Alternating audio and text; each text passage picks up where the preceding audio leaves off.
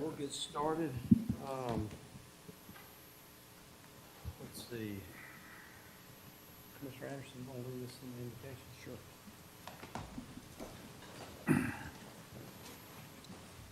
Our kind, gracious Heavenly Father, we thank you for this day. We thank you for the many blessings that we have. We thank you for the area we live in, and we realize we sometimes take it for granted, but we all know it's paradise. Please bless both sides in this meeting and the people that are presenting, that we get through this in a friendly, compassionate manner, and that we agree to disagree where we need to, but we all remain friends, and we all realize that we're working for the benefit of the county. And I say these things in the name of Jesus Christ. Amen. Amen. Allegiance to the flag of the United States of America and to the republic for which it stands, one nation, under God, indivisible, with liberty and justice for all.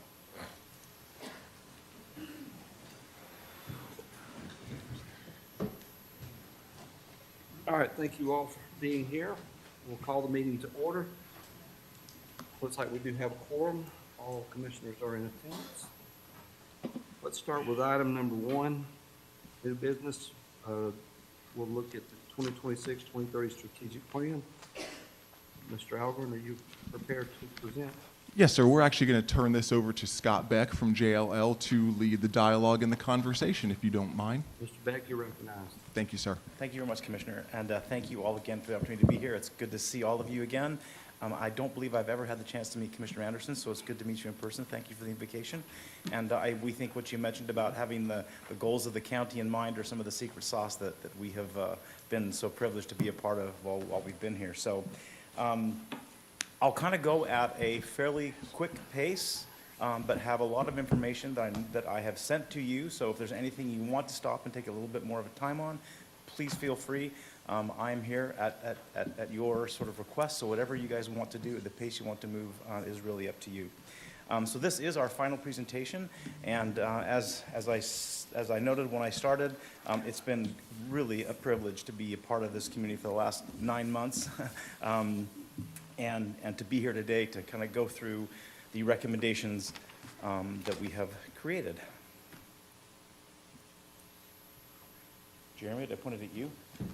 Okay.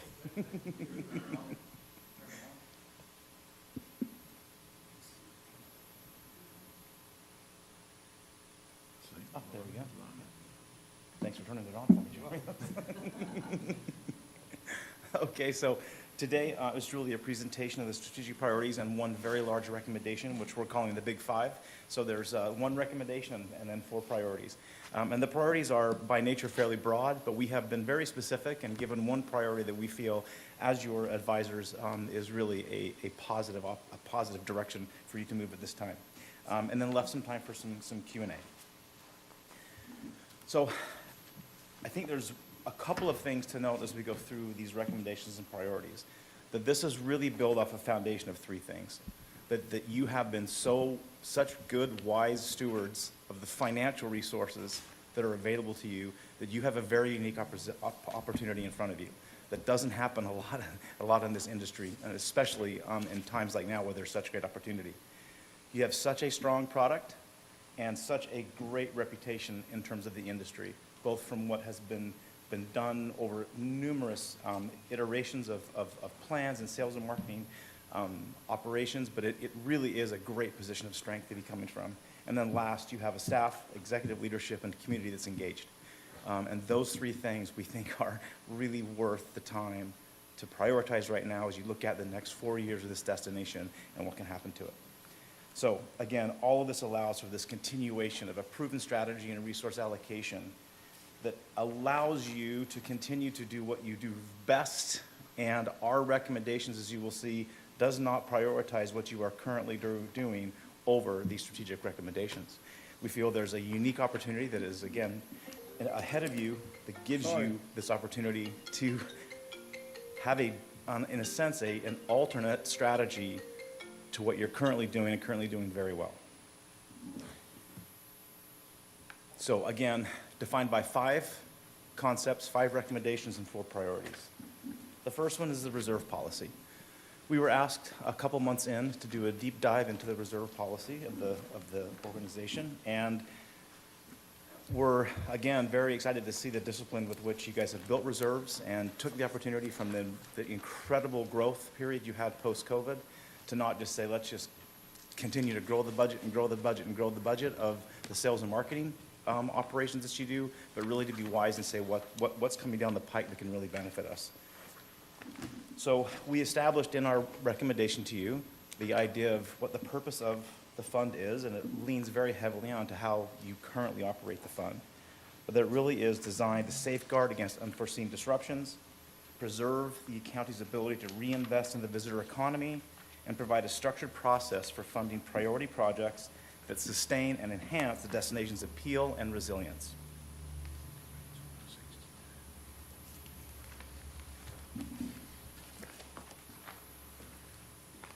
So here's where you are currently in the 5 buckets that you use currently to define your reserves. Those are the marketing and operations budget, beach renourishment, new product shoulder season, high impact, and then North Walton. So a total combined fund balance of $169, nearly $170 million.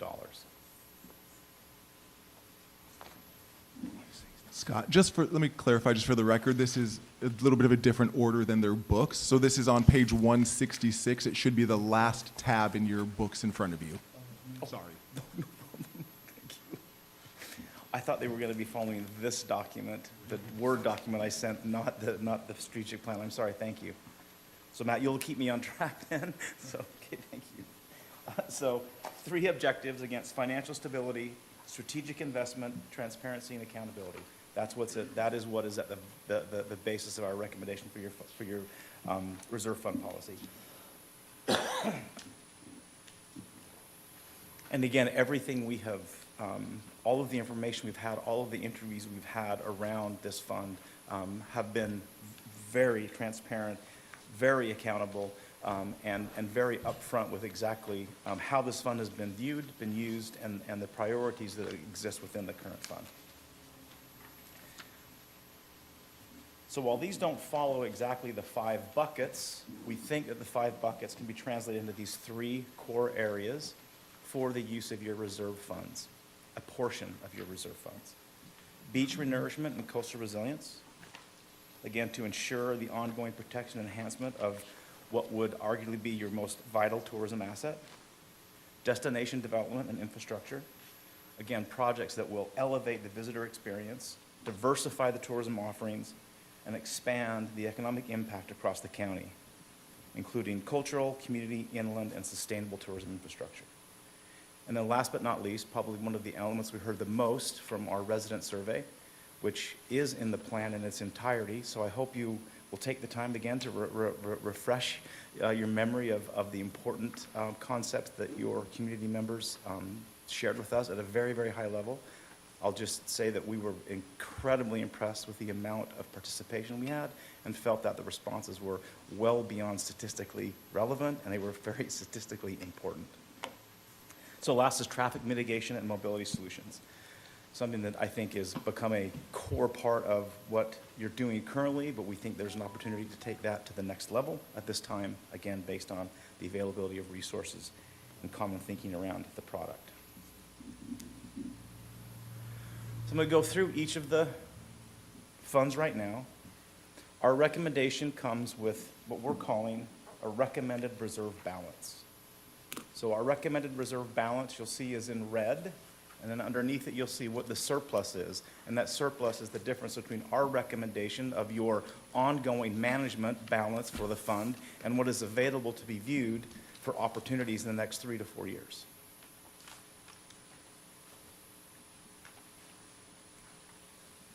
So in the marketing operations, you can see there's a $36 million current balance.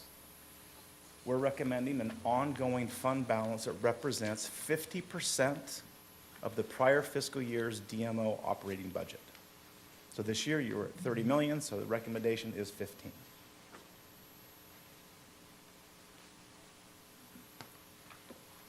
And I would say having 6 months of operating reserves is a very, very high bar in the industry, but one that many would strive for.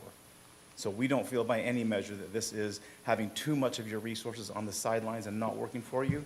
We feel, again, because of the wise management of this fund, there is an opportunity to have an optimal amount of reserves, especially in an area that is prone to natural occurrences.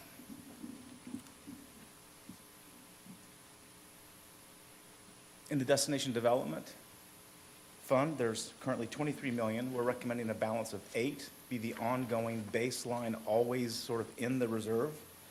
So therefore, a surplus of 15 million.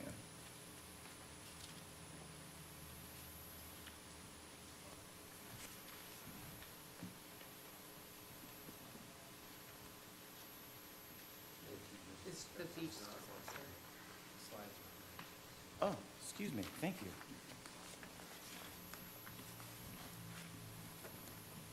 Okay, so beach renourishment, sorry, I'm sorry, thank you for reminding me. We aren't recommending that there's anything that is like a surplus in beach renourishment. We think every opportunity you have to continue to keep that fund at its highest maximum balance is exactly where you should be going. Your current process of 1% of total TDC funds, we recommend that be an ongoing philosophy and an ongoing practice that is always kept in there. And then again, you'll see with the difference in what we're recommending for some of the surplus uses and the remaining balances that there is, we think, adequate to keep that fund very active and engaged. So in the Destination Development Fund, I think you've called this new product and shoulder season is the name on your bucket. Current balance of 23, we're recommending 8 and 15, so then we get back on the right slide. Thank you.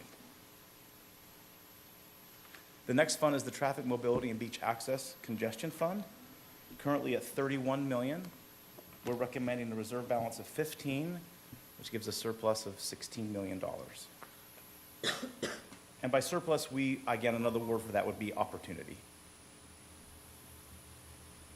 And then in Authentic Walton, which has its own reserve balance based on the funding legislation, there's a current balance of 802. Our recommended balance is 1 million. However, we did have a lot of discussions about that. And I think it's one where, as we get through this and we look at some of the product development and opportunities there are for North Walton, there may be an opportunity to take this and move this to a $500,000 balance for the foreseeable future and use those funds towards ongoing product enhancement and product improvement in North Walton.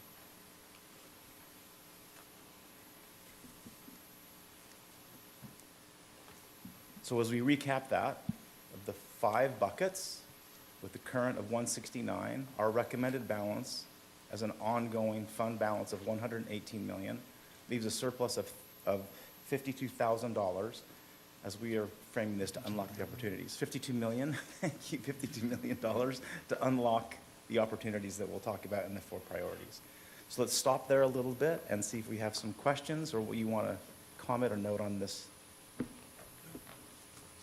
Ms. Edwards is recognized. Is my mic on? Yes. Okay. My question, and thank you for looking into the reserves, because I know that I've been asking about this for over a year now. How did you, outside of the 50%, how did you come up with some of these numbers? And more so as I think my concern in terms of some of the beach access and looking at just from a very high level what Panama City and Panama City Beach had to spend after Hurricane Michael and some of their repairs. How did you come up? It far exceeds what we've got up there.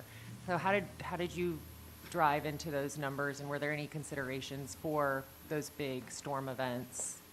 Yeah, so we had a lot of conversations, I think, first and foremost with Brian and the information that he has currently on what the cost would be. While they are, Brian, would I say a little bit old, the information we had from you, they were like 3 or 4 years old in terms of what those costs would be. They were very comprehensive and were, I think, somewhere around $72 million at that time that those were done. So we feel that information provided a great basis to jump off for the opportunity on beach renourishment. But that's just beach renourishment. So I'm thinking more so from like the beach access, the walkway. So St. Andrews Park was $21 million for Panama City to rebuild.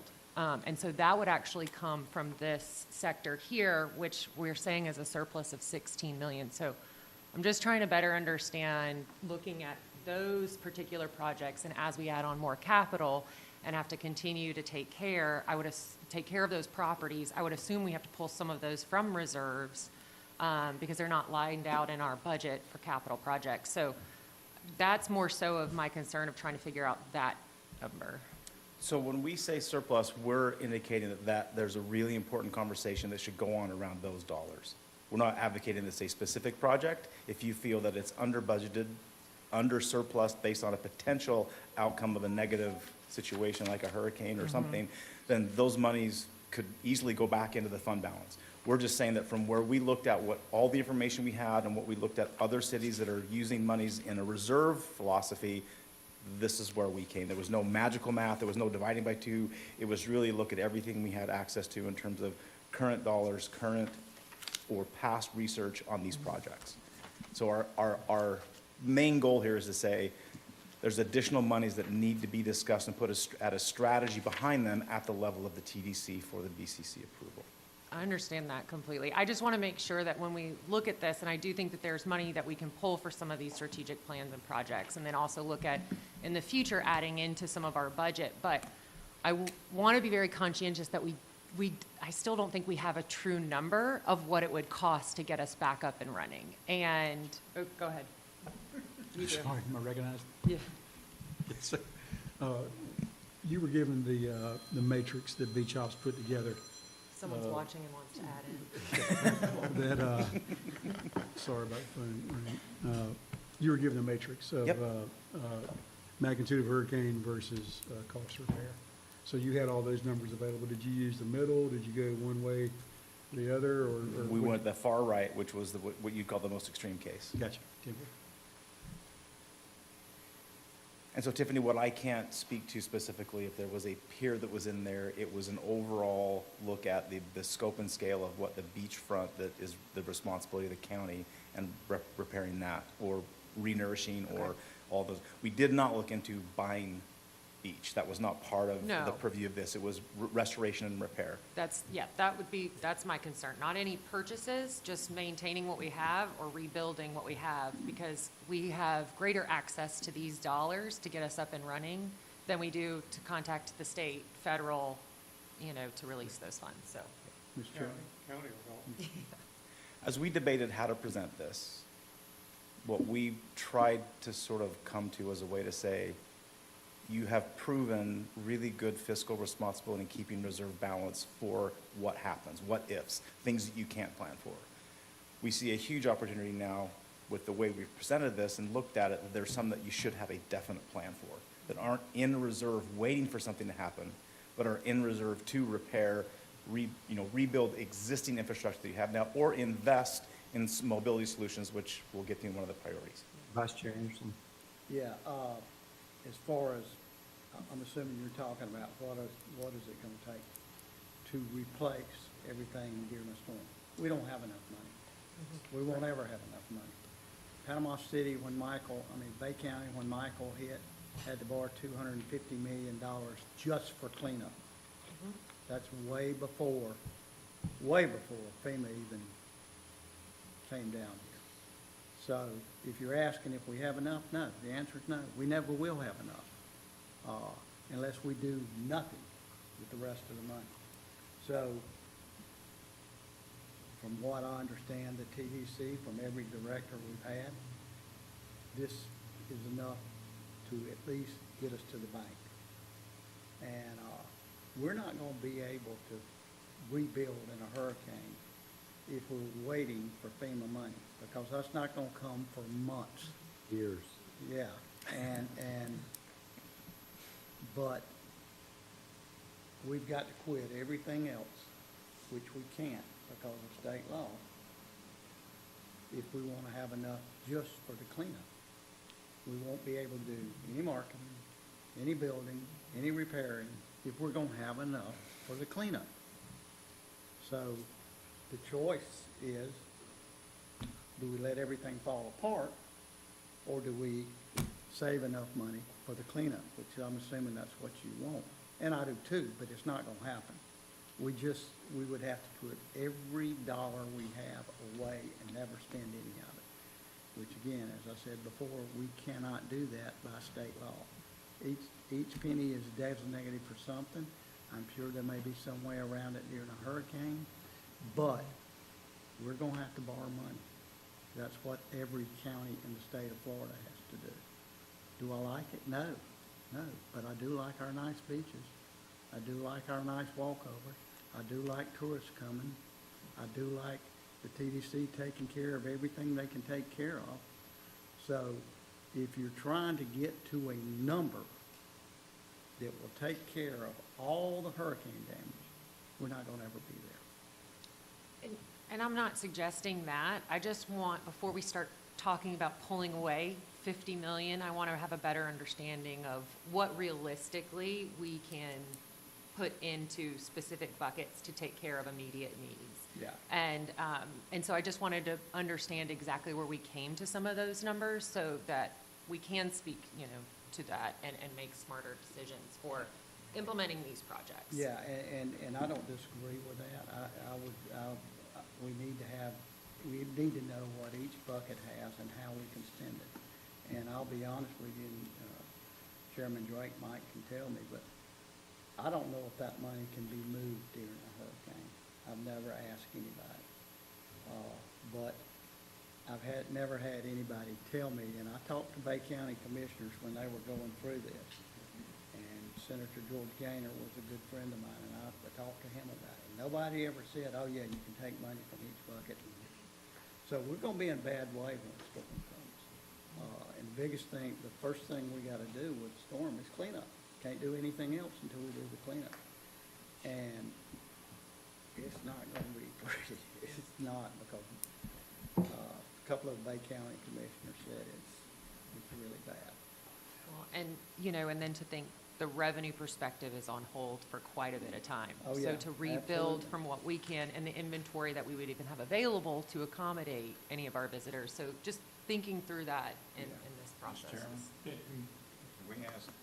We can pull from any of the buckets of money, any of the 5 cents can be used, cross blend between them.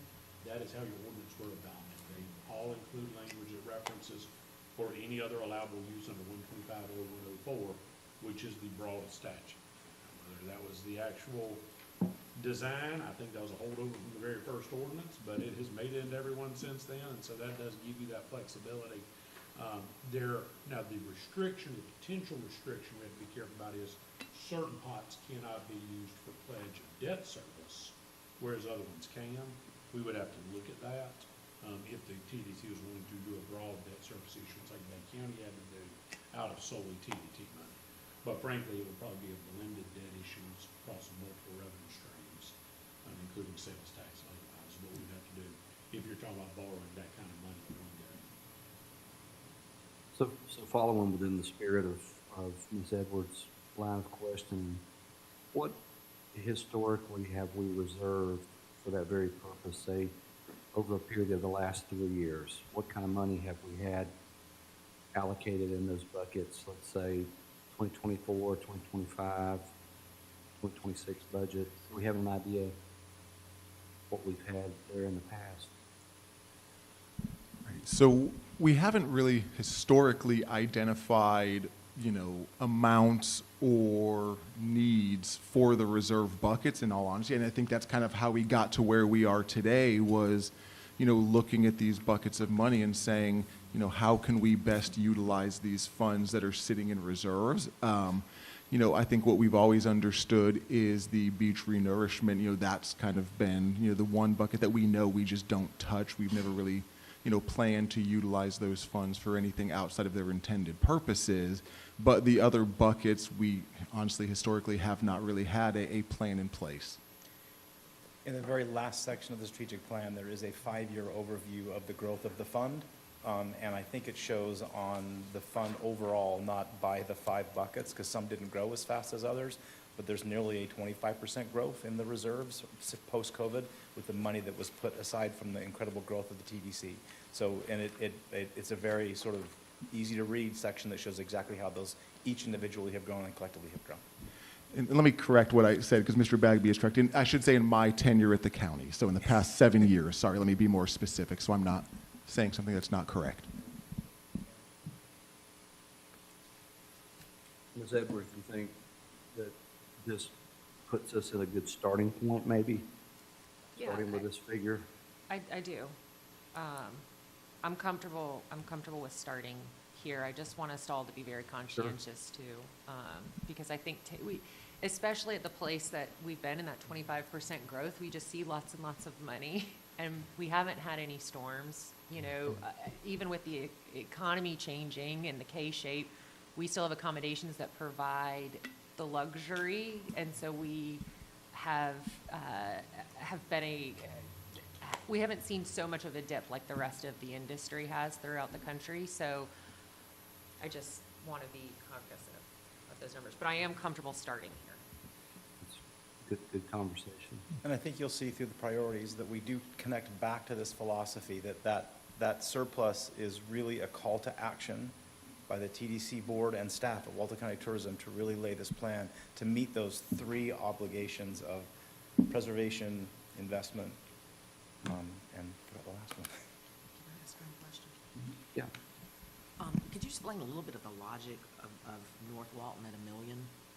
I know you said it might go down to 500,000, but I'm trying to better understand that. It's currently at $802,000. So we thought getting to $1 million in the next 3 to 4 years could be achievable based on the collections in North Walton. The idea was that you've been so wise in collecting and building a reserve for the South Walton community that our sort of a natural assumption was you would want to do that same. So that $1 million came from where you are now and what we think could be generated over the next 2 to 3 years. Our internal conversations were there is a very distinct need in terms of product development in North Walton that is, we think, a very important opportunity to consider. So we wanted to kind of initiate that conversation with you that we feel it could be 500 in that, again, in case of emergency, break glass philosophy and give you a little bit more reserves to spend on the priorities. And when Scott and I spoke the other day, I did share with him that there was likely going to be an allocation coming forward of that $600,000. Since that hasn't been officially allocated or adopted yet, we did not factor that into this formula. Did I answer that okay, Amy? Was that Yes. good? Okay, thank you. Anyone else from the board? Mr. Bagby, did you have something? Thank you, Mr. Chairman, just real quick, because this is to Tiffany's question. I think you're asking the methodology behind the recommendations, and everybody gets the 6 months of operating. We didn't have a reserve plan in 2013. In 2013, we set one. I don't know if this was right before Brian came on or right after Brian came on. A couple of things. Number one, 6 months of operating costs, and all operating costs, personnel costs, marketing costs. I think Kelly will probably remember we set that money aside and said, you got to do that. The other thing was the full replacement of all our facilities. So we went through a reserve study, what y'all would understand as a reserve study. How much does this bathroom cost? How much does this parking? If it totally gets wiped out and we have to replace everything. We didn't get the cleanup costs, and that was based on our experiences in 04 and 05 when, all Rosemary's walkovers ended up in Camp Creek Lake, and we had to replace them both in 04 and 05. So if we had to replace all our walkovers and all our bathrooms, we didn't have as many facilities, and our office building, what would that cost? And that's how much money, that's the methodology. And I think that's the question that's not being answered. I mean, I don't agree or disagree with the numbers. I just don't know where the numbers came from. And I think that's what Tiffany was trying to point out, and maybe Amy was.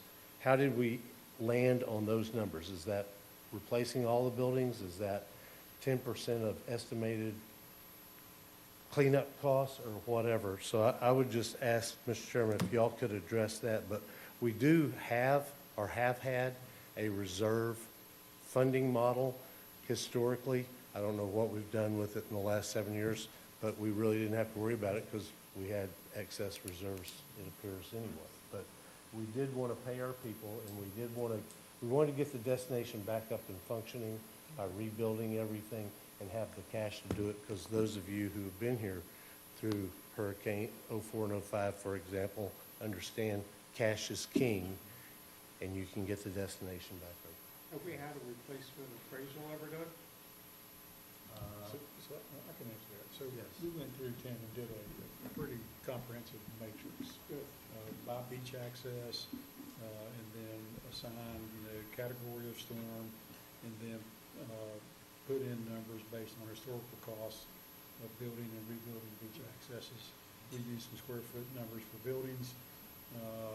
The assignment of severity of damage per magnitude of hurricane, somewhat subjective, but I think we put a good exercise together to give people an understanding of what would it cost to rebuild the assets on the beach.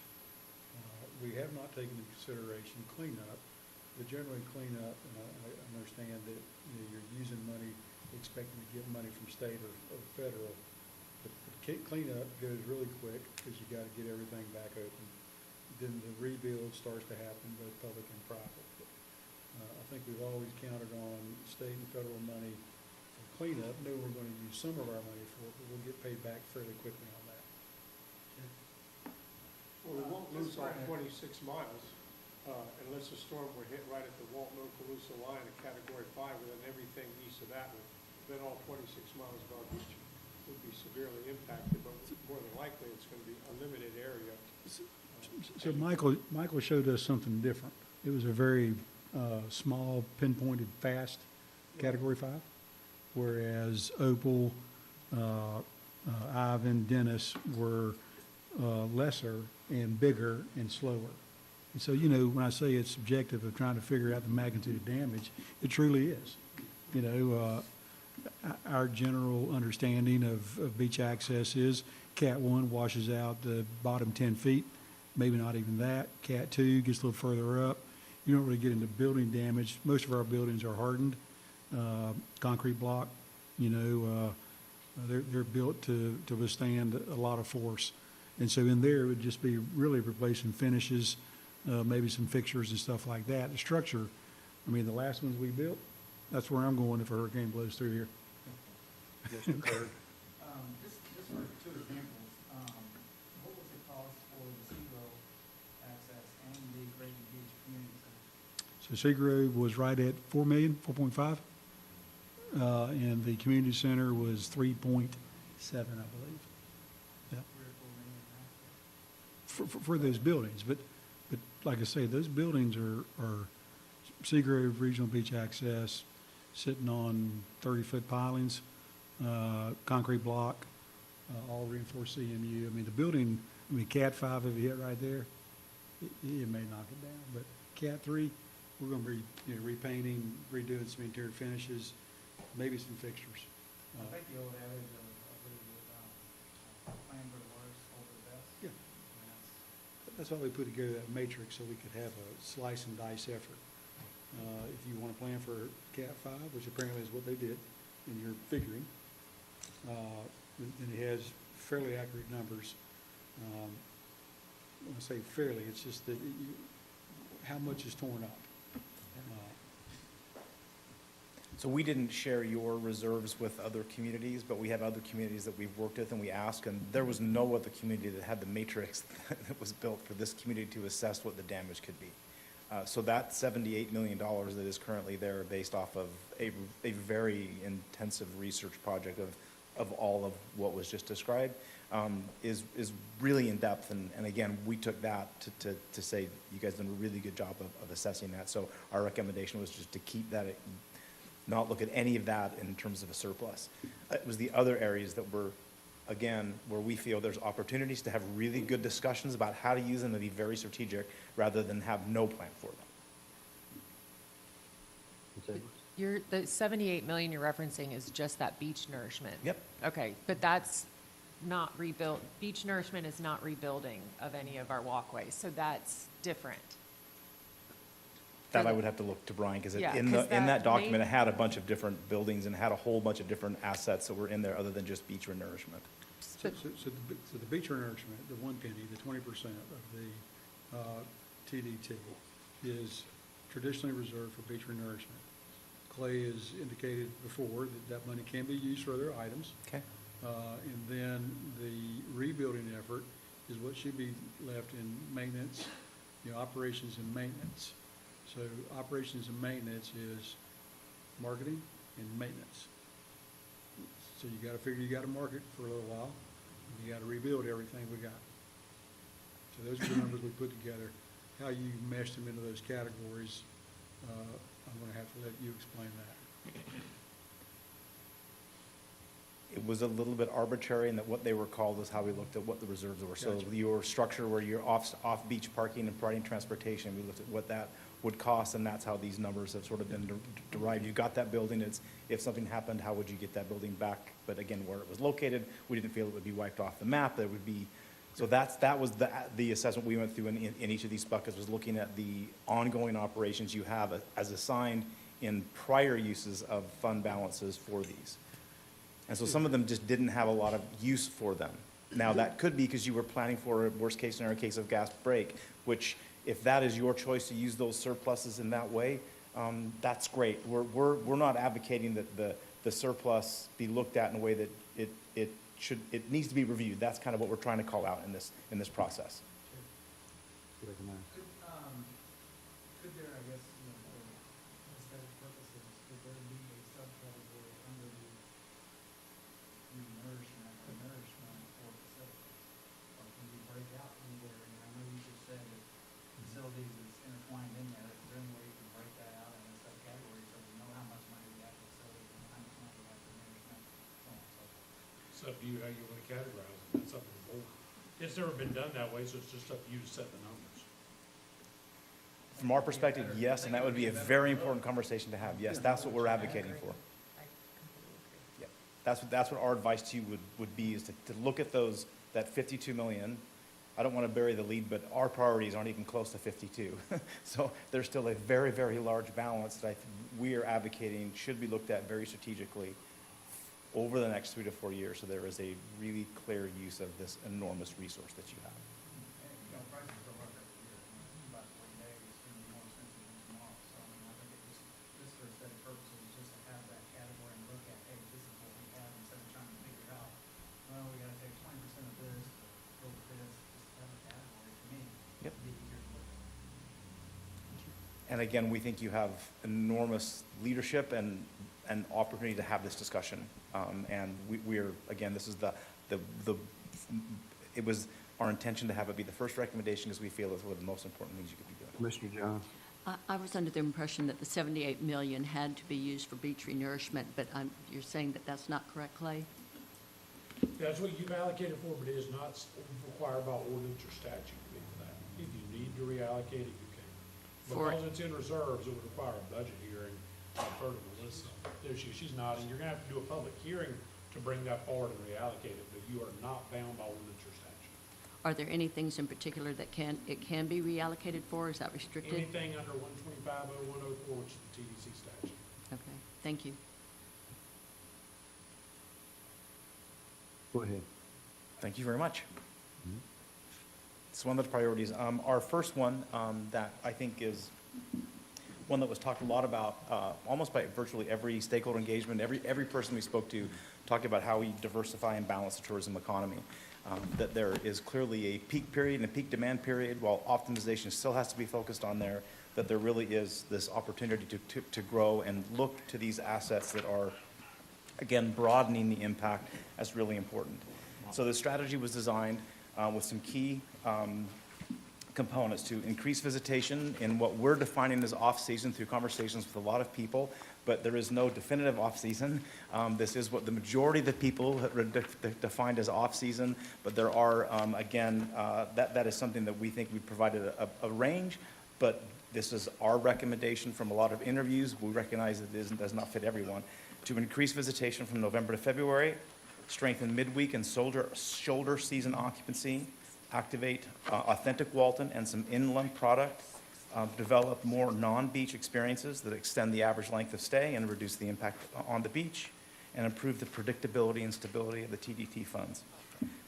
So our 3-year recommended budget for that is between $7 and $10 million, and you can see how that is broken down to the various activities. And our focus is in three key areas, or the recommended focus is in three key areas: product diversification, event activation, and then targeted off-season sales and marketing efforts.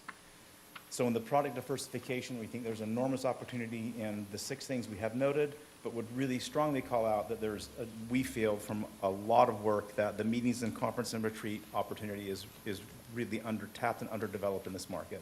There are some key assets and key partners that in those off seasons and in that midweek time could really position you in that small retreat, conference and meetings business that would be very, very impactful, and really help, again, to stabilize and draw visitors at a different time to a different product. And while throughout all of this, the beach is a foundational component, but these are ways to extend and grow outside of just the beach. And I think a lot of these relate to opportunities in North Walton with the agritourism, art and culture programming, and then some of the natural ecotourism corridors that currently exist. In the event activation, we think there, again, is the opportunity to create additional 3 to 4 signature events using these funds with the whole idea of pilot, adopt, and then scale. So pilot programs, pilot events, see how they work. If they work well, adopt them and then scale them based on their ability to generate overnight visitation. We would say that the 30A Songwriters Festival is a perfect example of that type of an event that can be and has the opportunity to be developed at different, as complementary throughout the year. Some of the areas for the event activation opportunities, we think, are winter and culinary wine programming, outdoor adventure festivals, i.e. triathlons, marathons, things that would take place north of the bay, trail running, cycling events, wellness retreat series, and then we think there's a unique opportunity to create a whole holiday cultural programming area on authentic Walton and really invest some programming dollars to create a special time of year and a special sense of place for North Walton, specifically Defuniak Springs, around a holiday tradition. And then in terms of our targeted off-season sales and marketing efforts, we think that there is enough of again, this reputation and this strength with active retirees, the idea that we talked about at length our last time here, this idea of how homeschool and remote workers could really be a part based on the current lodging product that's in this market, could be an interesting concept to get a little bit more in depth in. The idea of couples seeking culinary and wellness escapes, and then again, this increased sales and marketing in the conference event and retreat market that could be, we think, very impactful in the community. So those are the 3 pillars of this first one, a diversified balance in tourism and the economy.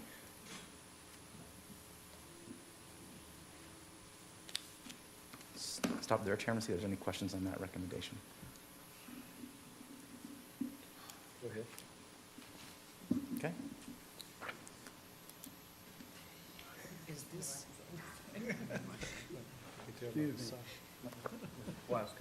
is this where the Performing Arts Center would fit? That would be in destination development. Okay. Now, the idea of how that could be programmed and built to, again, draw certain activities, create certain environments for family-friendly activities, absolutely could be part of diversifying this, but the actual building and the structure of it would be in destination development. One of the things that we think would be important to note in this section is that there is currently an ongoing event program and an event incentive fund. We think by having these additional funds from this one part of the reserve that allows you to use them in this way, you could have these, the program does not have to be an either or. The current program could, in its current format, we think could be evolved somewhat to be a little more focused on overnight visitation and really brand-centric delivery of events.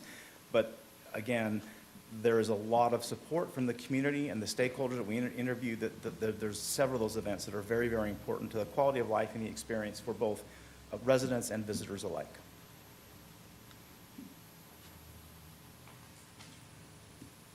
Okay. Move on to priority number 2. Oh, sorry.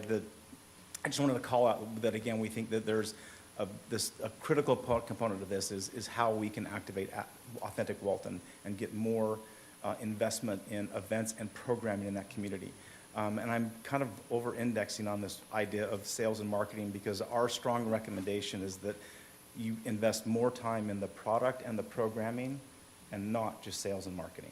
That there needs to be content developed that encourages visitation, not just promoting it, hoping that visitors will come and then you develop the product. We think it's kind of a cart, horse, or chicken and egg discussion, which is ever the right analogy. But we just think it's a really, really worthwhile opportunity to spend time now as a group building product before you spend an enormous amount of money on marketing the program. And it can be somewhat simultaneous, but there needs to be, in our opinion, more thought on what the programming is. And there's some really great content that's out there available with music series or art festivals or things that are in their infancy in the community up there. And I think that there's a lot of people that would be very engaged and be very willing to help define and develop that programming.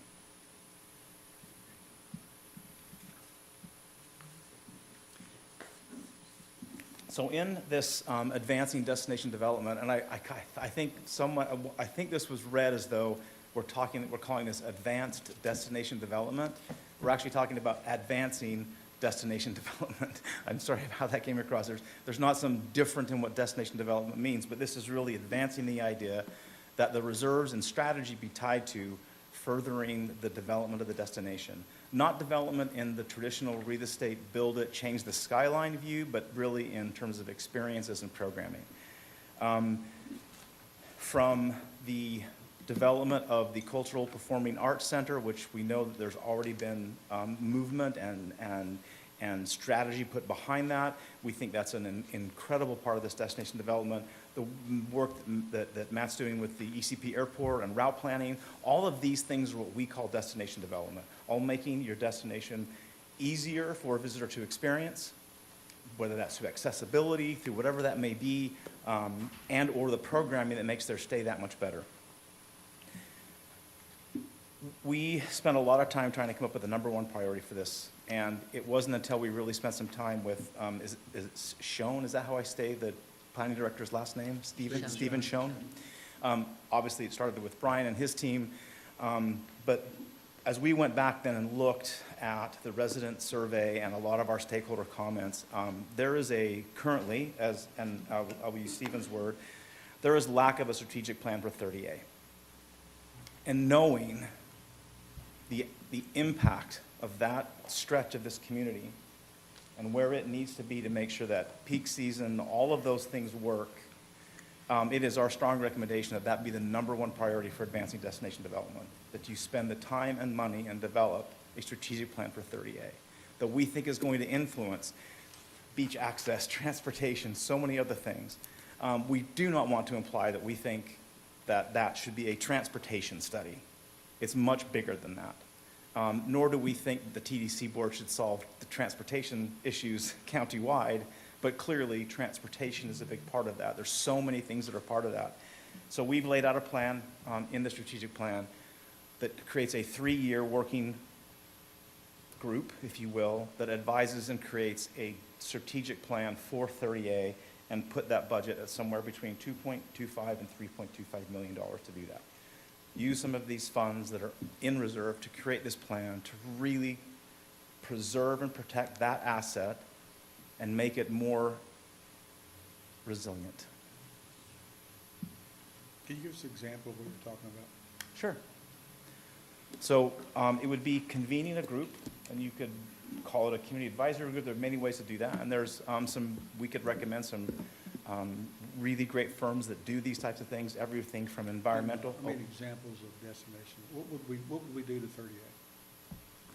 Well, so there's What are some of the components of the master plan? these 5 objectives right here. Gotcha, sorry. So preservation first. So how do you preserve 30A for future enjoyment? Mobility is a key part of the strategy. And then how you talk about the improvements to the scale and the aesthetics. So how you can make it not have it lose its individual identity, but be cohesive throughout the experience. And that can be wayfinding, treatments. Matt, go ahead. I know you want to jump in. Yeah, I was just going to chime in and say this is really, when I look at this, is really the idea of the aesthetic of 30A as a whole how do we improve the overall look and feel of that as part of the destination and what we're doing overall, right? I think we all understand that you can drive down certain parts of 30A and it may not have the best, aesthetic, whether that's on the ground or overhead. So this is trying to look at opportunities to address some of those challenges. Mr. Jones? Yes, I agree with you. I was just talking to people the other day that said there's nothing scenic about scenic 30A, and at one time there was. It was very scenic, but it seems to be because it's so crowded and there's so many people there and there's parking just pretty much everywhere that it takes away from the beauty. But I know that there are people like Lee Moore, for instance, but there she is, that really works hard to try to improve the aesthetics for 30A. And so maybe we need to jump on that bandwagon a little more than we have. Yeah. And I think Stephen put it very succinctly for me, in that there are so many things, from transportation to infrastructure to wayfinding to parking to access to everything, and it is such a main focal point of the experience and the resident experience. And that lack of a strategic plan, I think, again, in what is in front of you right now, there's an enormous opportunity to do that. And we also need to ensure the safety with lighting and things like that, which I think also beautifies the area. So I think that, and the crosswalks, we've recently, we're doing thermoplasting instead of the regular old paint that rubs off pretty quickly. So to have it safe and look nice is our goal. Yeah. And I haven't lived here or grown up here, but 30A is still very scenic to me. I don't get to see something like that every day. So, but I can see from my opportunity to have traveled as I have, to see that there is some continuity and some things that could make it even more scenic and more enjoyable. Do you mind going back a slide to talk through the breakdown of the finances? So does some of that include potentially hiring said firm that you referenced? And Yes. then how much of that would be, looking through those different pillars of actual infrastructure? How did we come up to that number? All of that is, we reached out to two firms to give us a budget to do this, for this opportunity, and that's all in your packet, the entire outlay of what this would cost and all the milestones, the deliverables, and the outcomes. Do we know which tab that was? It's priority number 2, so I think it's, That should be page 30 is where number 2 starts.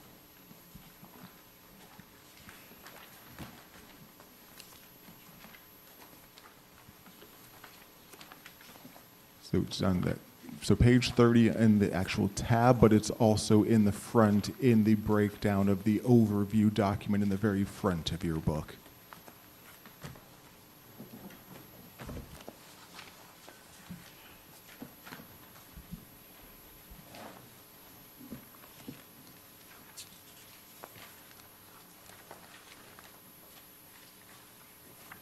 Gotcha. Thank you.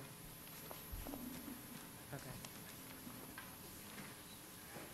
I just wanted to understand better of how much we'd be spending for another analysis and firm, and how much we would be able to spend on actually implementing that.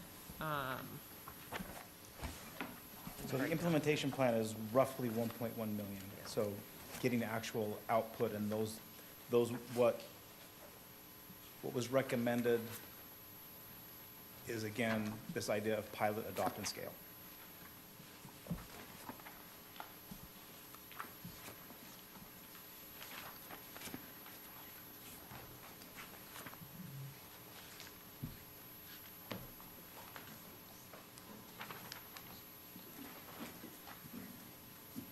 Thank you.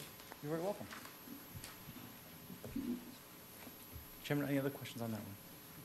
Okay. Continue to move forward. Can I make a suggestion for the next meeting like this? Let the commissioners sit at the dais where we have a TV, because we can't follow you at all. And that's not your fault. I don't know if it's anybody's fault, but when you change pages, we don't know what page you're on, because you're not looking at the same book we are. And, so we're guessing here. Y'all can see that. My neck doesn't turn that way. I can't hear you, look at you, and look at that at the same time. Sure, we'll do that at the next meeting. And the book does not match any of it. So I have no idea what you're talking about. And Do you have a guideline template of your presentation that's in here? Yep. Where is it? Like, she has it right there. Why didn't we get that copy? Is it in here? I think they do, don't they? They have the PowerPoint? Did you print the PowerPoint? I think so. No? Okay.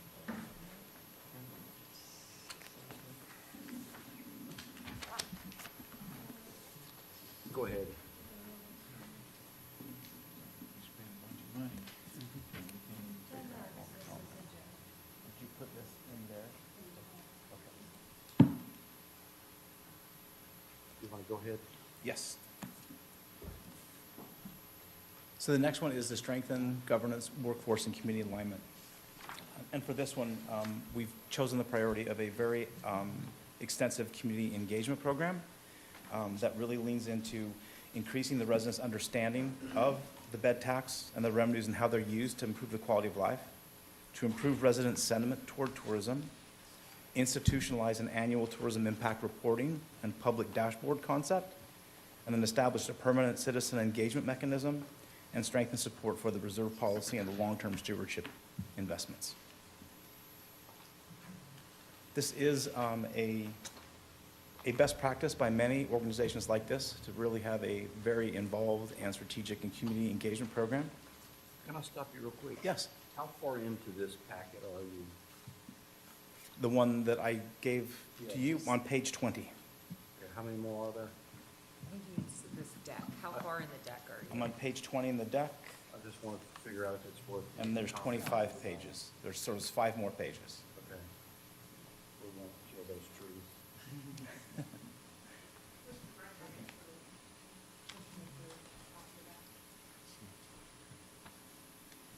Go ahead.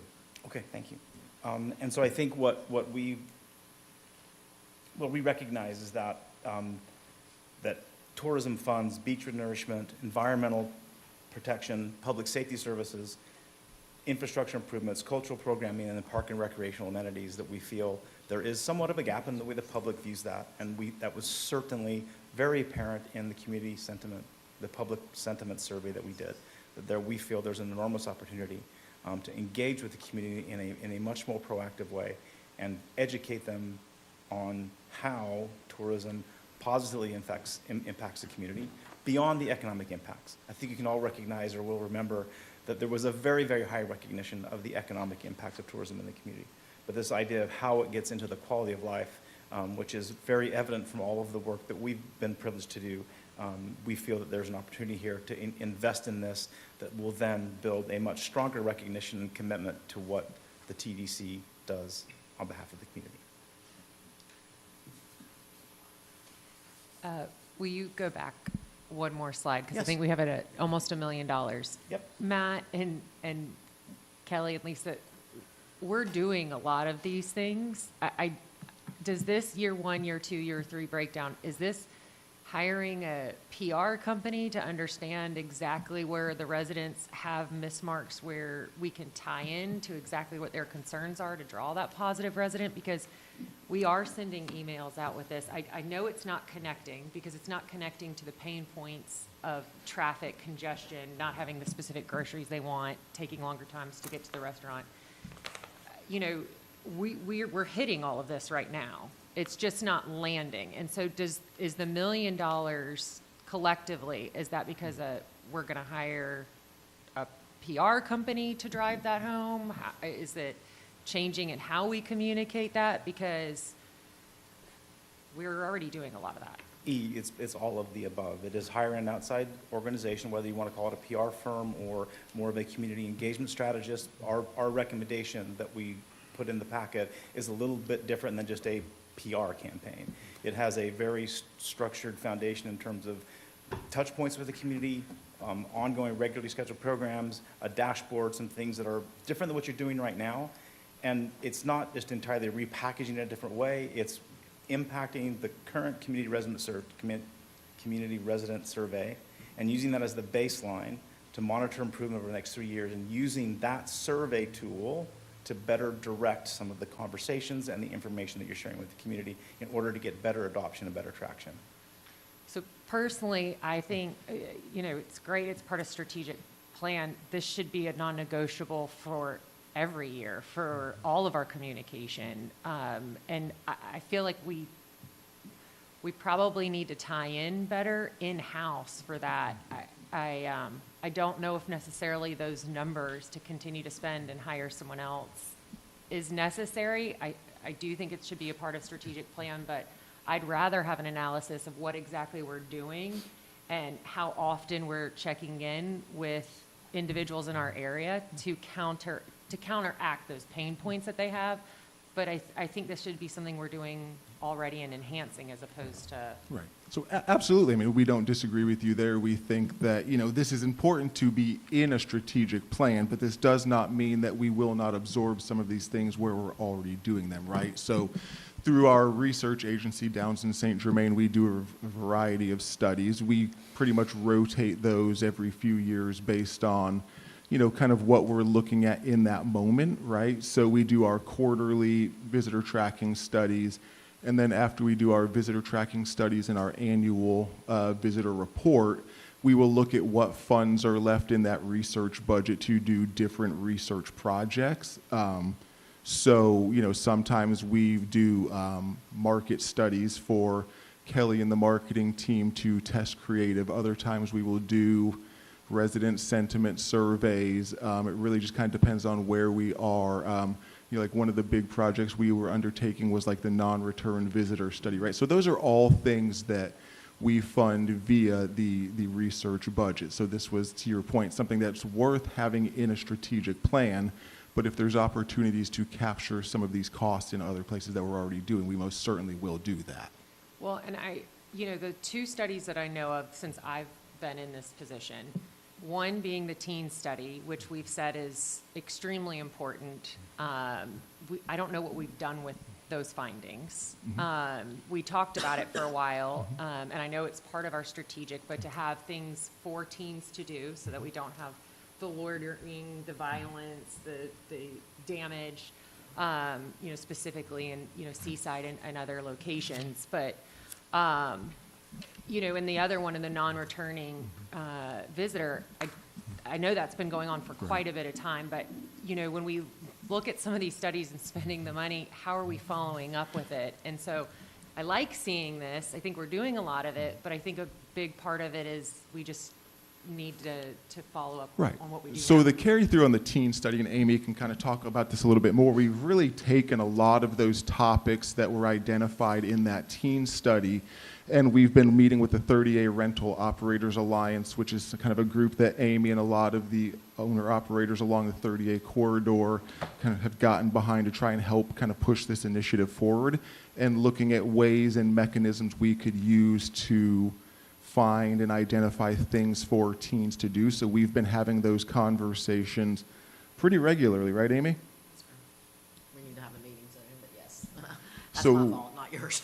So we've been that's kind of the angle we've taken with that teen study, and looking at ways we can get the community together to come up with creative ideas to entertain the teens while they're in town and find things for them to do. The non-return visitor study, we've just gotten an update from the research company here past few weeks. It's really proven to be incredibly difficult to do that study. What we've kind of found is that just because somebody may not come back to, a property that Miss Edwards has, doesn't mean they're not coming back to Walton County. They just may be choosing to stay somewhere else. So in the terms of the actual data collection of that, we really have not had the broad participation, I mean, to be frank, from previous visitors to really give us, I guess, enough data that's really able to be parsed and to really take much from. Well, and I think that's, I know even from my company's perspective, it's somewhat difficult. You got a director of marketing sitting there going, hey, we're not sending this to every guest that is returning. Why are we asking why they're not returning? And so that I would concur that that proves out to be a very difficult, because to his point, then we say, okay, so these are all people that didn't return to homeowners collection, and then you find out they return to watercolor, you know, so it's a tough position to be in, and I know, I'll be honest with you, we did not participate in it, and I have to apologize, but it just got real dicey in our discussions on whether or not that was the best approach for us to take. And so I think that's kind of, and to Amy's point, and I appreciate that, that's a lot of what we kind of learned after really getting that project going is, you know, there wasn't maybe the participation on the back end that we would need to get a sample size that was large enough to be statistically usable, right? Do we have a plan moving forward, so before we spend as much as we do on these studies, that we know how many companies, a threshold that have to participate? Obviously, we can't rely on every person responding, but we can create some estimates. Is there, Absolutely. Can we create some more thresholds so we're not spending so much time Absolutely. and money? And I believe we knew that in the beginning, and it's, you know, when we brought this project forward, you know, there broadly seemed to be a lot of support for this and a lot of folks who said they were willing to participate, and it just didn't pan out that way. You know, we've pushed it multiple times. We've reworked the questionnaires. We've done a lot of different things on the back end to try and make it more appealing.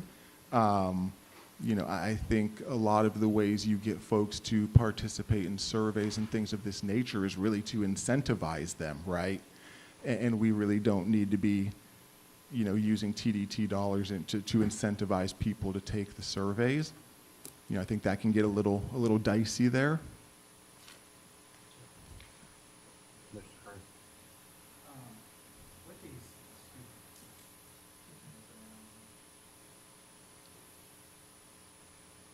check, all right. With these studies, do we, I agree with Ms. Edgeworth with the follow-through. I hear about these studies all the time. I hear about, you know, this particular marketing firm doing this particular marketing firm doing that. But what I don't see is any kind of data that is directing us on what to do and not to do. I mean, unless I've missed something, I don't see anything. You're talking about teens a while ago. I mean, we don't have a lot for teens to do. What teens do is frankly, I mean, the elephant in the room is they drink and party when they're here. There's no bowling alleys and you know, arcades and all that stuff for teens to do. So with these studies, I mean, sometimes we already know the answer. I just don't know why we're forking out the money when we already know the answer. Right. So, I mean, I think specifically with the teen study, that was really, you know, an attempt to address a concern that we had in our community, and we wanted to better understand from teens, parents of teens, what types of things they would be, you know, looking to do while they're in our destination. But I think it was also, you know, an opportunity to get a little greater insight from the community as to how big or how broad they think the issue with, you know, unaccompanied teens are. So I think it was kind of twofold in what it gave us back, right? I think it, told us that, you know, broadly, not as many people are concerned about, you know, teenagers as we may have, you know, indicated or may have thought initially. But I think what it also told us is that, you know, there is definitely an opportunity in this community to have greater opportunities, things for teenagers to do. And so that's really kind of where the conversation shifted, you know, after the results of that study came through, is how can we put that to action? What can we look at in terms of, is it, you know, beach bonfires? Is it movie nights on the beach? Is it, you know, what kind of activities can we work with our partners to create that are going to then give these folks something to do, you know, while they're here besides just congregate? And I don't disagree with having the studies. We just need to capitalize on the results. Yeah, it was a year ago. It was? So, I mean, you know, I just like to see what have we done once we did a study? What have we done to fix, you know, like audits, for example? What did we do with the findings of the audit? Have we progressed forward? Have we relaxed back? You know, I don't see that, and if they're out there, please somebody point me in the direction so I can look at them, but I just don't see it. Yeah, I mean, all of our studies and all of our research is on our website. If you ever want to come and sit down, we'll walk you through, everything and kind of give you, that up-to-date snapshot of where we are with those things. But the bulk of the research we do really helps kind of guide our marketing efforts. I mean, that's the bulk of what the research we do is to better understand our visitors and potential visitors so we can attract the right folks and make sure we're doing the things we need to do on that end. So, I mean, we do, like I said, the 4, quarterly visitor tracking studies. We do an annual economic impact study. Those are all pretty, self-explanatory in the outputs there, but we use those outputs to guide future marketing decisions. Yeah, if you don't mind, Matt, sometime let's set up and go through some of them. Absolutely, I my appreciate pleasure. it. I'd love to. Thank you. Yes, sir. Mr. Jones? Yeah, talking about teens and them not having things to do, and we know that we've had a lot of instances where they congregate and kind of sometimes create havoc. But we don't have enough indoor basketball places. We don't have enough indoor pickleball, things like that they would actually enjoy doing. We don't have very many fishing piers that they could go fishing on. There's a lot of things that we could offer them, but we just don't do it. And we do have the opportunities to do it. And we need to realize that these kids need something to do. They need something to keep them busy. I mean, as a kid, I used to go to the teen center and play pool and basketball, or ping pong all the time, So, I mean, they need things to do other than sitting on their phones. And also, they don't always want to be at the beach the whole time the family wants to be there. They want to do something different. And so, as we know, we are also short on ball fields. They like to get out there in the ball fields and play. And so we need to start focusing on those sort of things too, I believe, not just on the south end, not just in the middle, but the entire county. Well, I think the county needs to spend the money on that. We're in tourism, and my guests go to the beach. They go to the beach every week. They're not looking for any indoor activities. They're not looking to play bingo. They're not looking for a senior center. If the county wants to build stuff for the residents of Walton County, good for them. If the Tourist Development Council, our guests go to the beach and they're real happy with that. Well, sometimes at night when we find that they're out there. Well, sometimes, for the bed tax collectors to send in $60 million, that $60 million doesn't come from the sometime activity. Oh. To go find a pickleball court, or to go find an indoor basketball court. That's the kind of things that a county can do. Well, I don't disagree with you, the county can do that, but that is one thing that the visitors can use as well. Good. If you're in Yazoo City, Mississippi. I have to say, I'm going to have to say on that one, I know we have guests constantly looking for various activities off the beach. We do hear that some. You come here for a week at the beach and, you look at what I think our own teenagers do. My son played pickleball from 9 to 10:30 last night because that's when he and his 3 friends could get to the pickleball court. But teens are teens. They're not that different. And yeah, my son loves to go to the beach, but a 7-day beach trip now to do 7 full days on the beach, I think even for teenagers is just too No, much. but they're not driving. So if they're staying in your community of Seaside, let Seaside have the pickleball, let Seaside have the basketball. Those kids are on bicycles. They're not driving to go to some activity center or a YMCA. Seaside has a responsibility, Watercolor, Water Sound, any of these communities, take care of your guests. Ms. Edwards? I promise I'll get us back on, but Lisa, this would fall under your category, correct? Some of this communication and resident, I'm sorry. I don't know why I just said Lisa. No, I just sent an email to Elisa, and that's why my mind's going in different directions.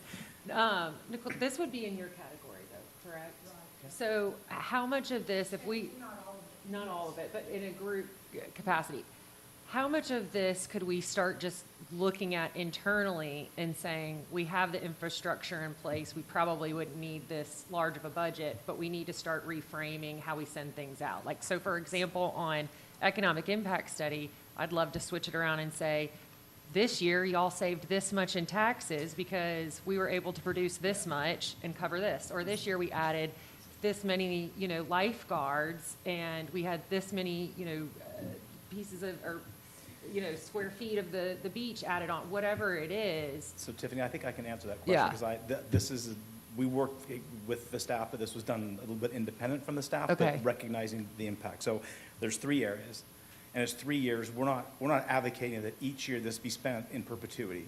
We're saying that to build the baseline and then institutionalize, there's a program that you can do over 3 years to make sure that what comes out of that can be institutionalized and part of what Walton County does. But there needs to be some reframing and some refocusing to make this happen. So the first year is really about a countywide resident sentiment survey, a public-facing annual tourism impact report that's very different than your current impact report, talking about what you're talking about. Online transparency, a dashboard that becomes part of the way that this operates annually for the public. The next one is a community roadshow, where there's 2 roadshows a year. You start building. I know they didn't work, but Yeah, I was going to say, they- I saw the roadshow on there. That's to me, a waste of time, But it can for certain segments of it. It's not going to be a panacea for everyone. And the last one is what we're calling a tourism funds what matters awareness campaign. It is a bit of a strategic marketing campaign. Year 2, it's about deepening engagement and share ownership. So tourism quality of life, focus on communication, so it begins to morph. Community Tourism Ambassador Program, youth leadership workforce awareness initiatives that start talking about workforce development within the community. On-site signage defining tourism-funded projects, again, continuing the messaging, and then again, another annual tourism impact report. The third year is where we begin to institutionalize, becomes part of just the way things operate with an advisory council, a 3-year cumulative impact report, launch a community investment tracker, targeted engagement with environmental and workforce stakeholders, and then ongoing media transparency initiatives. Now, a lot of that aligned with what some of the activities of the staff.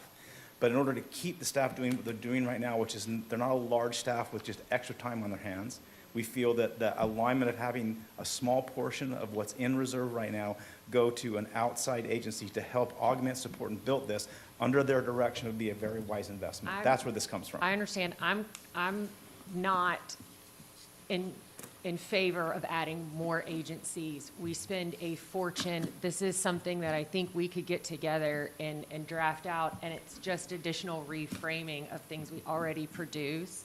Then Yeah, but hold on, because when we look at the budget, it continues to go up, and we continue to outsource more and more and more, and those costs are there, and everyone has a different time of when they set up a contract.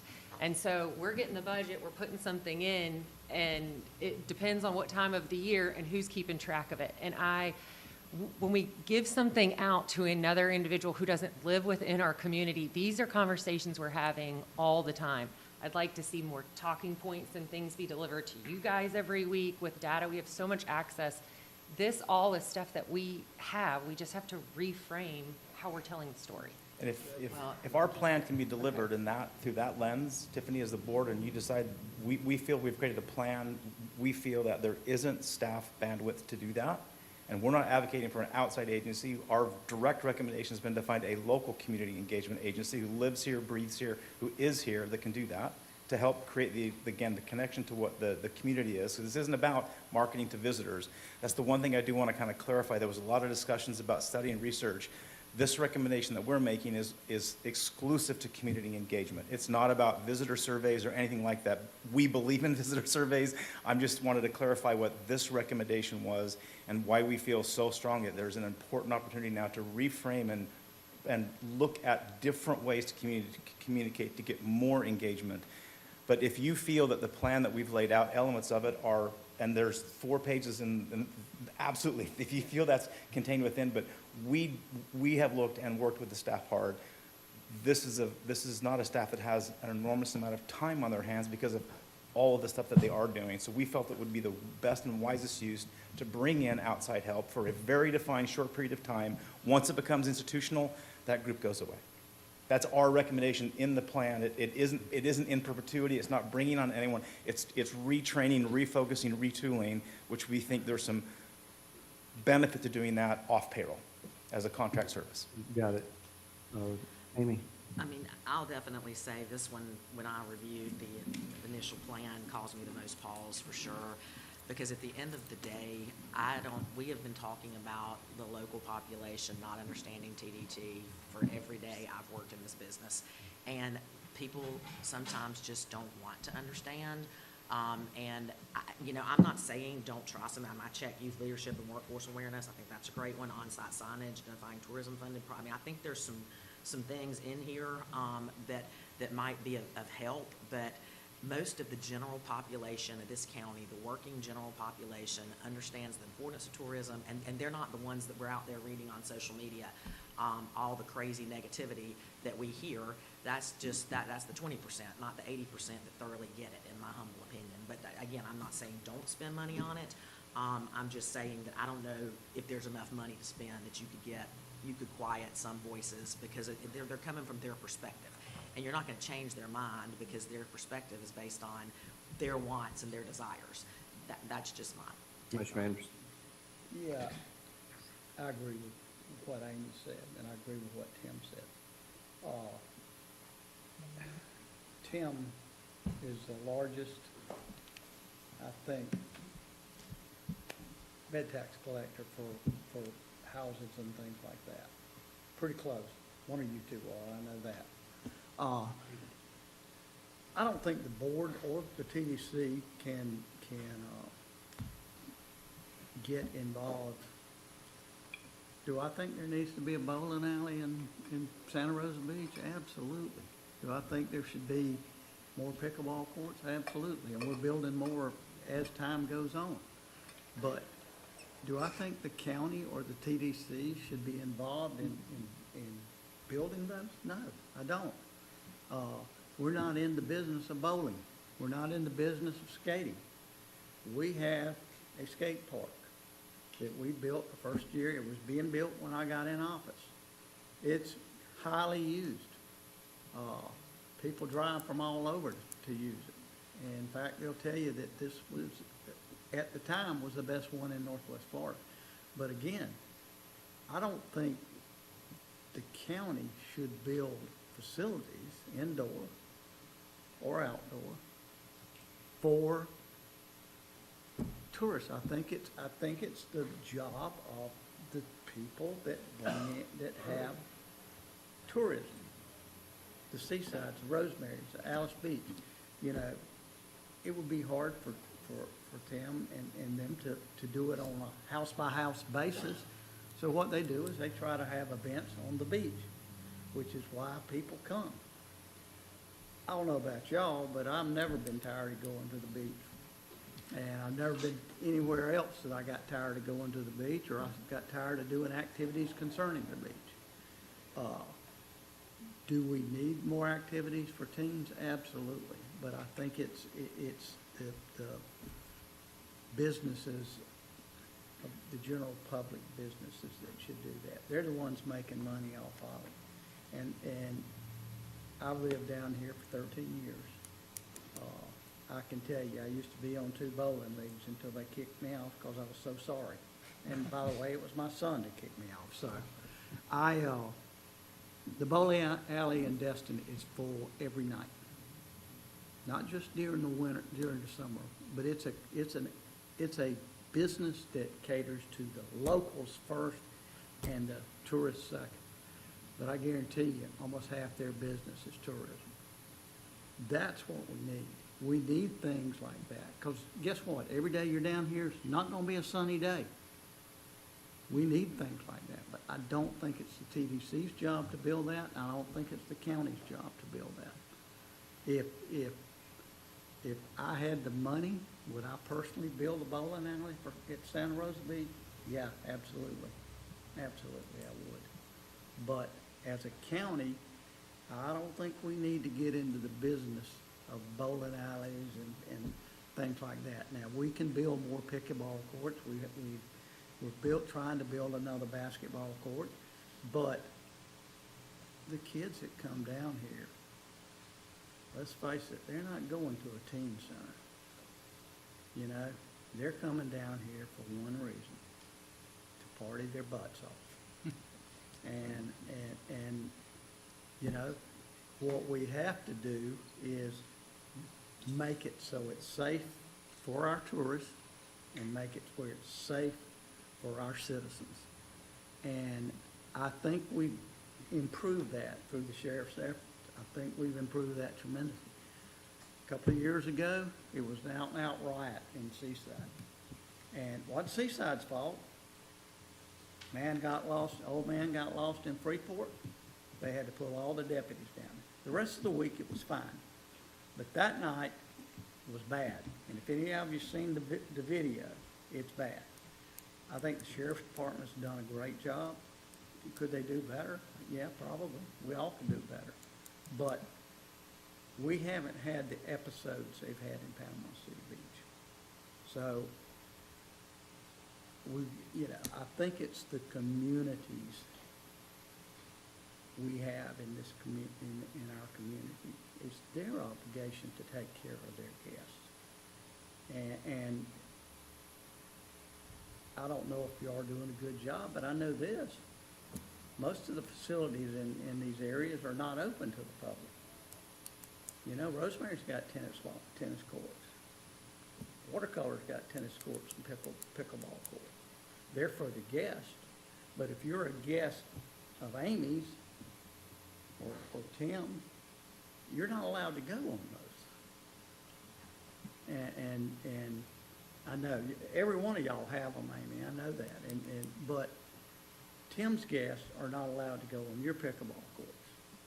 Just like if Tim has houses with pickleball courts, the public's not allowed to do that. So, but there's not enough of them. There's not enough pickleball courts in Seaside, there's not enough pickleball courts in Watercolor to take care of their guests. So, but again, kids aren't put down here to play pickleball.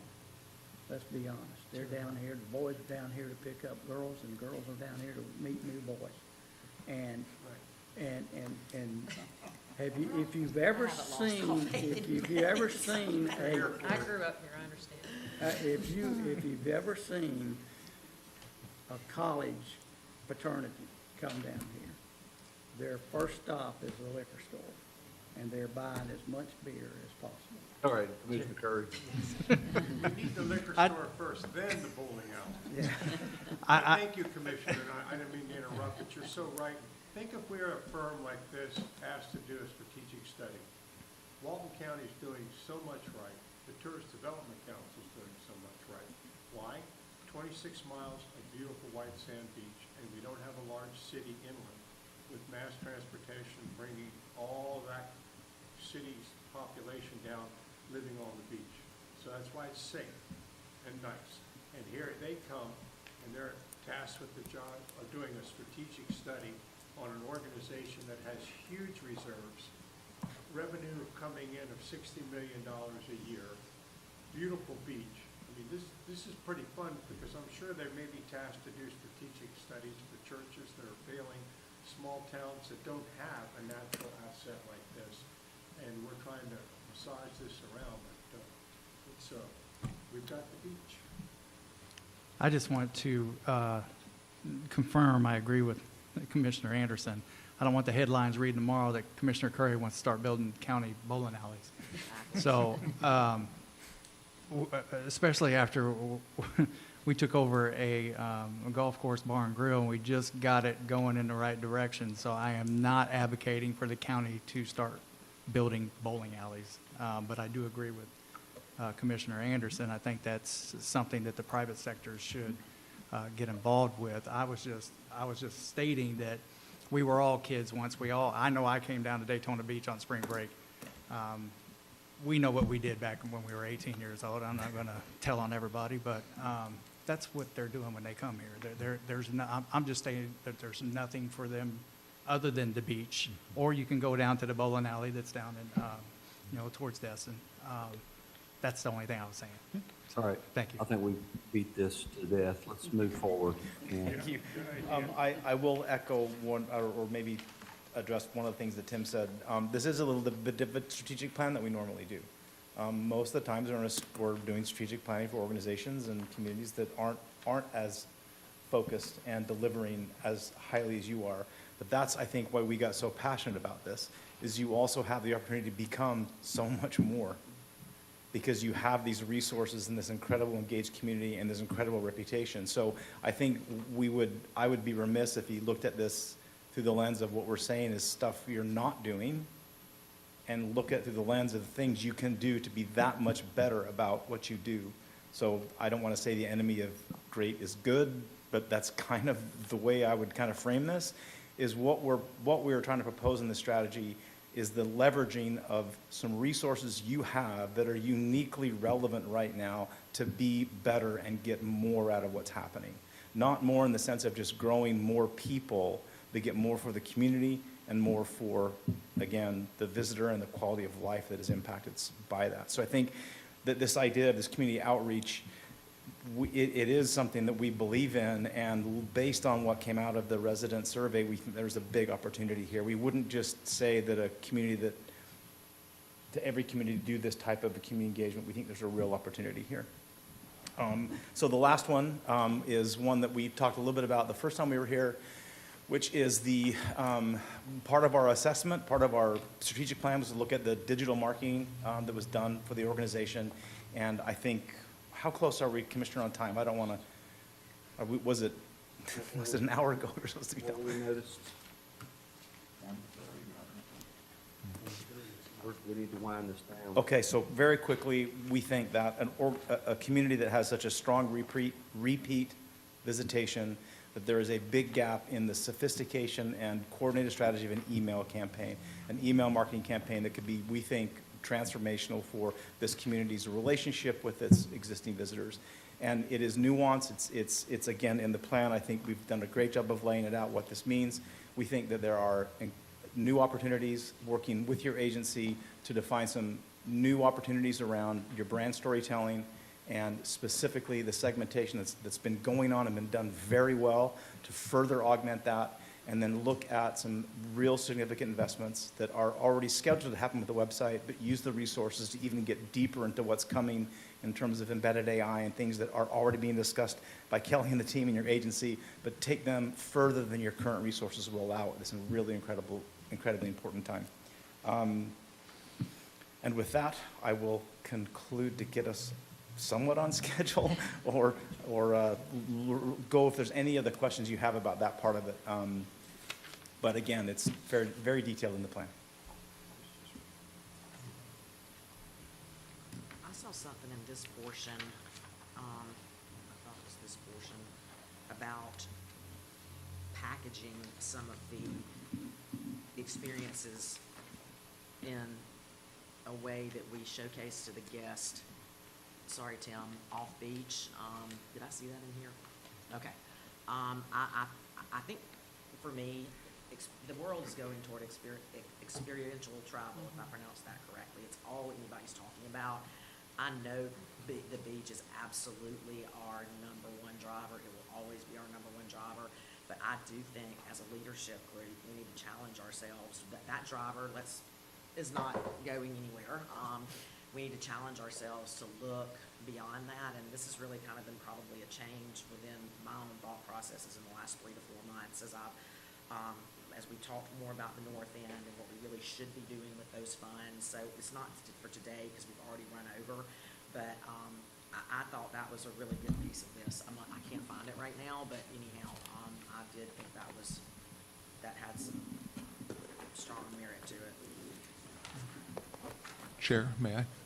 And I would just like to thank you for saying that, because I think, part of what we wanted to do in going through this exercise was really to get together collectively and try and decide as a destination, what we want to be when we grow up, right? I think we all understand the beach is always going to be the main draw. We're never going to change that, but do we want to be more than just a beach destination? And if we do, what does that look like? And how do we reinvest? And how do we look at those opportunities to diversify beyond just that experience? But if we decide as a group that we don't want to, take that approach, that's okay too. We just kind of want to have an understanding of what we want to be as a destination as we evolve and in that life cycle. So I think, that was really a big piece of what kind of drove a lot of these conversations was, what does that look like in the big picture? I think, Amy, some of the things we tried to communicate in the coordination of the priorities is that building a package is great and is something that's fairly intuitive in our industry. But how that relates then back to your brand storytelling, to your segmentation, to your email campaign, to all of those things is where it becomes much more impactful, and how those are communicated and developed. I think we spend a lot of time with the meetings and events team here, and we think there's some incredible opportunities to package and drive incremental business there, that's not just a leisure package, but how you can define opportunities for people to come here and have a reception on the beach as part of the package that they buy that is, again, funded through a very creative path right now that you have an opportunity to do. Commissioner, thank you for your time. I'm sorry about the confusion of how it was laid out. We tried to create this as a summary, and I think the details were hard to follow, so I apologize for that. Okay. Claire, we under notice requirements? Do we have an end time? We set 3 o'clock, Brad? That's what it's counted. 3 o'clock. Yeah, we noticed one, okay. Oh, okay. All right. Any additional questions, comments? Or wait, None? was it, Oh, go ahead. You have one. no, was it 3 o'clock? It might be 4. It's 4 o'clock. We have a blocked out time from 1 to 4. Okay. We have 2 items on the agenda. I don't think we're constrained to stay. We only can stay here till 4. I just want to make sure we're good on notice requirements. Thank you all very much. Thank you. Appreciate you. Well, let's see if we can lawfully do that. I mean, we can, I if haven't, that's where we want to spend our time. Brian, do we have somebody look at what the notice was sent as? Pardon me? Where was the notice posted, Brian? Dana? The notices for this meeting in our normal places, we put it in the newspaper? Yeah, it was all noticed properly as a joint meeting. This is a BCC meeting. And that's what I'm saying, whatever that notice is, what we gotta live with, so if somebody have a copy of that advertisement. Mary does. So we gotta sit here till 4 o'clock if nobody has any more questions? No, No, you no. terminate early, you can't go past, you have a hard out, but you don't have a fixed sit. Ms. Harris wants to comment. Ms. Harris?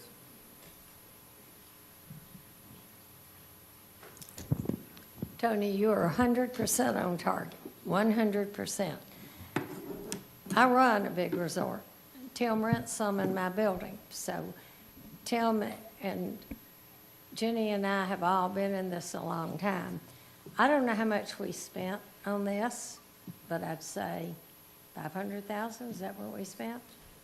No, ma'am. 250? 125. Okay, and we're halfway through the year, and the strategic plan was supposed to be adopted for us to go by this year. And we're getting halfway through the year. Edgewater has something all printed up, what to do on a rainy day with your children. And we give it out. It's printed out all over our front desk. We put it up in every elevator the minute we know the next day's going to be cloudy or rainy. We have everything written down, what they can do. And you will be amazing what things we have down here for kids to do that obviously aren't getting publicized somewhere. But we left out one thing, and that's the micro weddings that are taking rage all over the country. We need to be advertising those. We need to be finding things at night, whether it's the blow-up movie things that you put out in your yards and all the kids come and see the movie, whether it's people like Edgewater or any Mainsail, anybody having kids' night out one night or 2 nights a week so the parents can go out to eat. Edgewater runs we had California people in here to do our TV commercial. We run that TV commercial to every single city that flies nonstop into us. And Montana has just started flying in as of last week nonstop to here. When we ran that ad, when we found out Montana was coming in here nonstop, and we put that TV ad on Fox News, we got 5 reservations in the first week we ran the ad, and the plane didn't start flying until this week. We've got to think what we can do. A bowling alley in the south end is great. I wish we had the land and we had the stuff to do a bowling alley. But we have all kind of arcades. We have Big Kahuna, which is not Walton County, but it's right on the line from us. We have my snowbirds that we're full every year with snowbirds. They all go to that theater that's, Clay, what's the theater above you?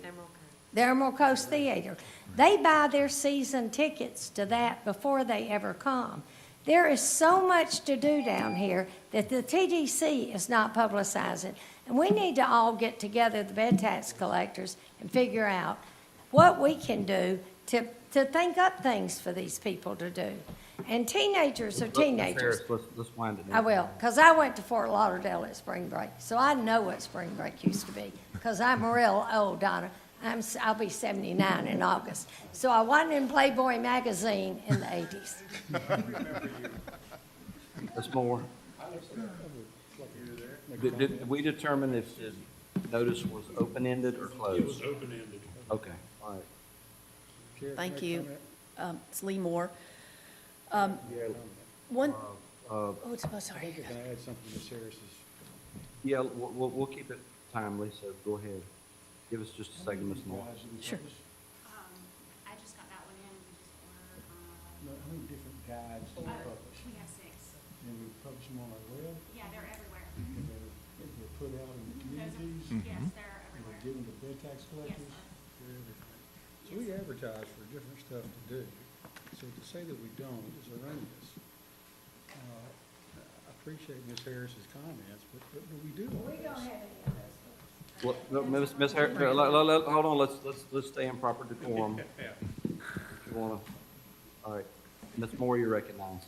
Thank you. Just a few follow-up comments, and I was late coming from another meeting, so I'm sorry if I missed this. But when you were talking, I cannot agree more about, I guess you'd call it a plan or more focus on the 30A corridor. I would just say, please do not forget Scenic Gulf Drive. I see those two as both equally important and also integrally related. It says preservation first. That's no more important at 30A than it is Scenic Gulf Drive. Mobility is experience, same. Context-sensitive development, same. Community-centric decision-making, the same. Data-driven and investment-ready, the same. So please, just don't forget Scenic Gulf Drive. It's critically important, and there's a lot of revenue being generated out of there as well, and there are a lot of folks that live over in Miramar Beach as well. So that's my first point. Second point, when you're talking about engaging the community and getting more word out to the people who live here about what the TDC does and the tourism department does, please don't forget about nonprofits. Community-based nonprofits here like us, like Main Street Defuniac, like Seaside Institute, and many others, we are engaging with residents on a continuous basis, and we almost never get contacted, probably never, to help with getting the word out about things and disseminating information. We can help you. We have a different type of relationship with residents as well. Nothing against government, but we all know it's complex, right? And we're just nonprofits out there trying to get good things done. So sometimes people will listen to us more than straight from government. So please, I think the county could do so much more with engaging with us as community-based nonprofits. We can help. And then third, I would say, look, in my opinion, it's real estate is location, location, location. Everything you're talking about here is infrastructure, infrastructure, infrastructure. Don't forget about underground and utilities either, and we're about to make a big push about that.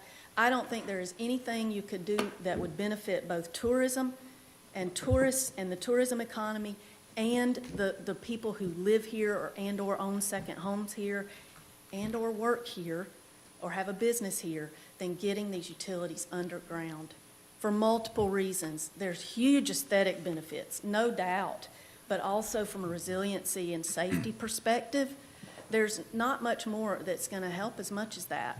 And I don't ever hear anyone talking about it or budgeting for it in any way, shape, or form. I know it's overwhelming. I know it's a big dollar figure, but it is doable. Lots of other communities have done it, and I'll wrap up here, but it's not doable if the community and local government and the utilities don't get together and work on it together and come up with a plan. Thank you. Thank you. And I appreciate that, Lee, and I think Scott could shake his head yes. If he heard me say that once, he heard me probably say it 50+ times, so we hear you. Anyone else? Thank you, Mr. Chairman. I'm going to echo a couple of things. One of my top 5 things is undergrounding the utilities for the resiliency, not just the aesthetics. But a couple other things that she addressed, and Kelly will reinforce this. One of the first things I told them, other than I need an audit, was this is a great marketing organization, external marketing. You don't do internal marketing, and you should, to your point. And we never, well, we didn't have a plan. I don't know if we have a plan now, but, about 10 years ago, 13 years ago, whatever it was, when we did the Dothan Beach Access, we redid, I think that's one of the first ones Brian did when he came on. We actually did some marketing for the people around Dothan Avenue so that they knew there's a new beach access, and it's great, and it's got a clean out, and it goes down and where it's washed out and all this other, and people responded on Facebook back then. I think that was the only thing we had, but there was a lot of, that's the thing we have to do. It's not just the nonprofits, it's letting the citizens know, because all those Airbnbs, you know what? They're next to a house that's probably got a permanent resident. And they will ask them when they're setting out the garbage cans or when they're getting ready to go on their little nightly walk after they've come back from the beach. Hey, what do you guys do? Where's a good place to eat? And our citizens don't know all the things of this destination, and that's the county's fault. But the TDC can help with that and can do a better job just here, and no offense on a couple of these things, but the Hilton Garden Inn and some of the things that are marketed in there. Yeah, all this goes out to bed tax collectors. What do we send? And we did. We sent out a couple of flyers to residents that said, here's what's going on in Walton County. And we probably need to look at doing that again, because they are our best resource for tourism once the tourists are here. Thanks.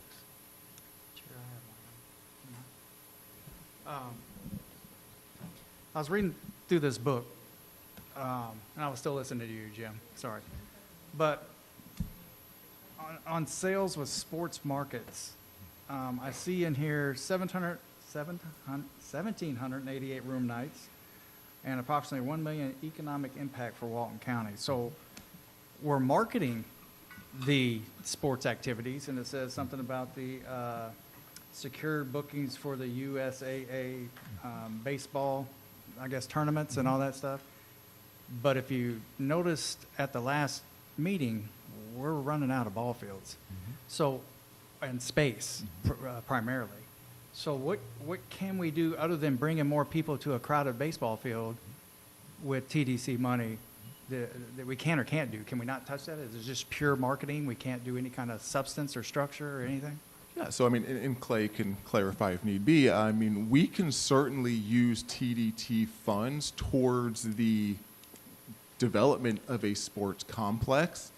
I think the understanding that comes with that is if you do utilize TDT funds to fund a sports complex, we then find ourselves charged with booking that facility with travel ball tournaments and all of those things that come along with it that may, go contrary to the desire or the want of our resident population.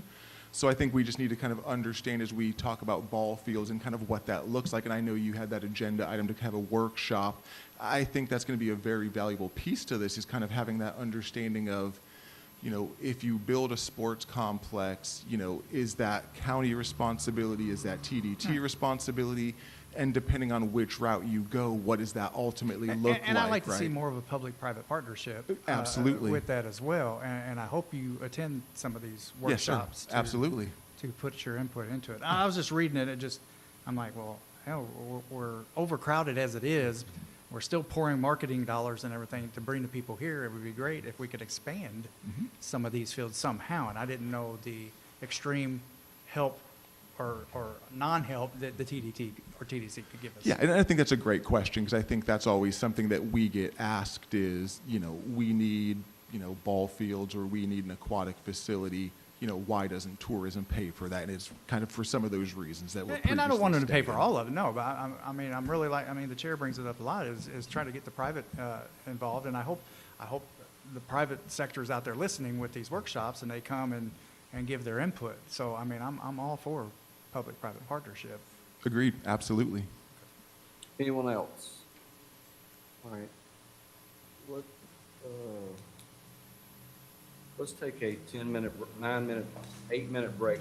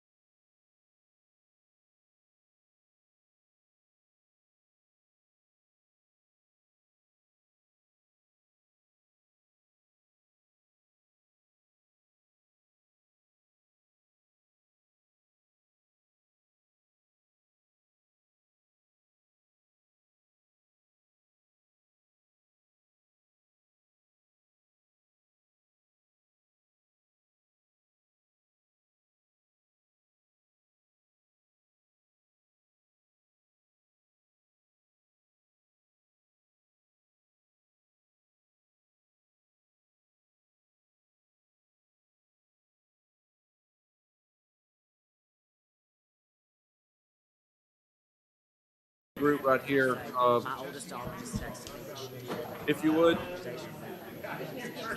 All right, let's take our seats, please. Commissioner Curry, recognize. Well, Mr. Hold Chairman. on just a second. Commissioner Curry? Yes. Chair, I didn't know if you wanted to entertain the postponement of item 2, since there's only going to be 2 TDC members here. 3. I thought he was getting ready to leave, but He 3. was, I made him sit back down. Okay, well, 4, I'm sorry. I just didn't know if you wanted to have all the members here to discuss item 2 I or mean, we not. can, that's, if you would like. Is the board amenable to that? I'd make a motion, we postpone till another time certain. All right, let's show that done without objection. We're adjourned. Thank you. Commissioner Anderson,